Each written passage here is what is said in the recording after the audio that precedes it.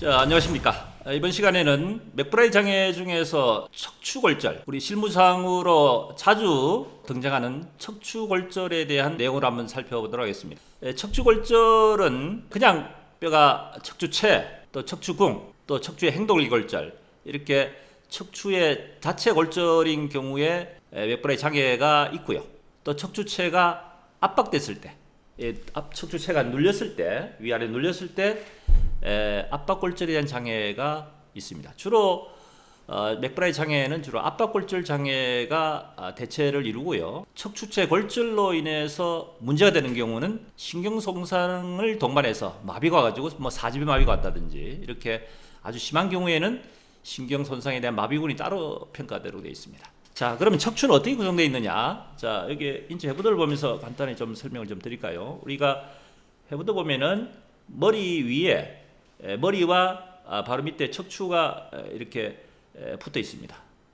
맨 위에 있는 이 부위가 경추인데, 경추의 1번, 2번, 1번이 이제 환출의 고리 모양의 이제 고리가 두부에 있는 위에 있는 부분하고 연결되어 있습니다. 이거 환추골절부터 해가지고 제 2번 축추골절.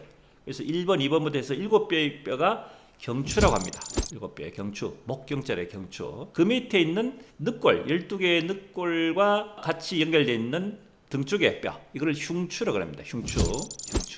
흉추가 1번부터 12여 번까지 12개의 뼈가 바로 늑골과 이렇게 붙어 있습니다.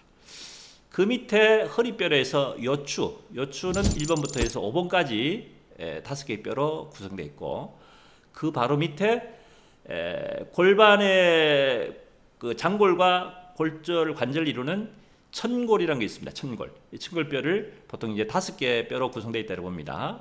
천골 또는 천추골절이라고 합니다.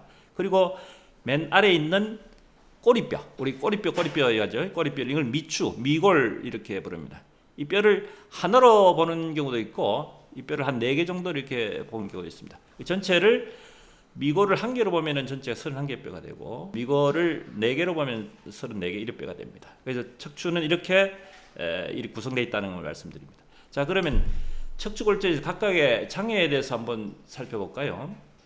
경추골절은 1번부터 7번까지 골절인 경우에는 맥브라이 상의 27% 장애율을 인정하고 있습니다.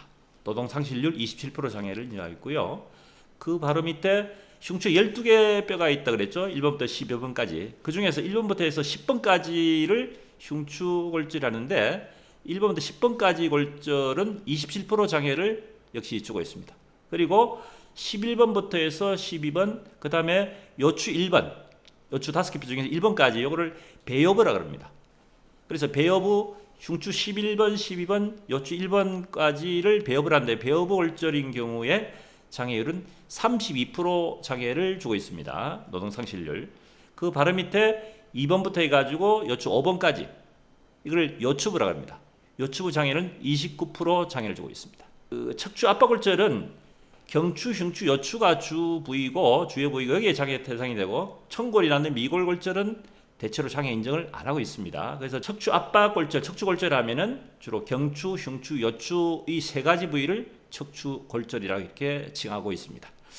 자, 그러면은 이 척추골절에 있어서 장애를 우리가 통상 이제 한시장애, 영구장애라고 이렇게 나눠지는데, 어떻게 구분하느냐? 일반적으로 척추골절인 경우에는 단순 그냥 압박골절, 압박유래, 통상적으로 한 30% 미만은 그냥 수술을 하지 않고 보존요법으로 보조기를 착용하고 일정한 재활치료한 뒤에 그냥 불편함을 감수하면서 이렇게 생활을 하도록 합니다.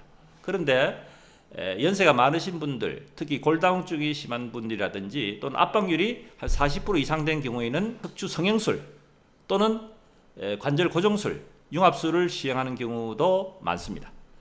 그래서 수술을 시행하느냐 안 하느냐, 또 시술을 하느냐에 따라서 이제 장애율이 좀 달라지는데요. 일단 일반적으로 압박률이 한 20-30% 이내인 경우에는 대부분 한시장애를 주고 있습니다. 그래서 아까 말씀드린 대로 각각의 부위에 대한 장애율에 대해서 한시장애를 적게는 3년, 길게는 한 5년 정도의 장애율을 인정하고 있는 것이 일반 실무적인 노동상실 평가고요. 그 다음에 시멘트 수술, 풍선 성형 수술을 수술로 이렇게 용어 자체는 수술로 보지만은 사실 일반적인 수술하면은 관절 고정술, 유압수를 이제 관절을 이제 묶는 거죠. 고정시키는 거죠. 핀을 고정시키는. 그걸 일반적인 수술이라고 그러고, 시멘트 성형 수술은 보통 수술이라는 표현보다는 시술한 표현을 씁니다. 그래서 시멘트 성형 수술, 시멘트 수술한 경우에는 영구장애 주지 않고 한시장애를 주는 것이 일반적입니다. 5년 정도의 장애를 평가하는 것이 일반적이고요. 마지막으로 이제 관절 고정술, 유압술의 경우에는 대부분 다 영구장애를 주는 것이 일반적입니다. 그래서 수술을 하느냐 안 하느냐, 압박의 정도에 따라서 장애율, 그 다음에 장애 부위에 따라서 각각 노동 상실이 달라진다 하는 내용으로 설명드렸습니다. 자, 이번 시간에는 척추 압박골절, 척추골절에 대한 내용으로 살펴봤고요. 다음에 맥브라이드의 다른 어떤 부위에 대한 장애를 가지고 한번 다시 찾아뵙도록 하겠습니다. 이상으로 마치겠습니다.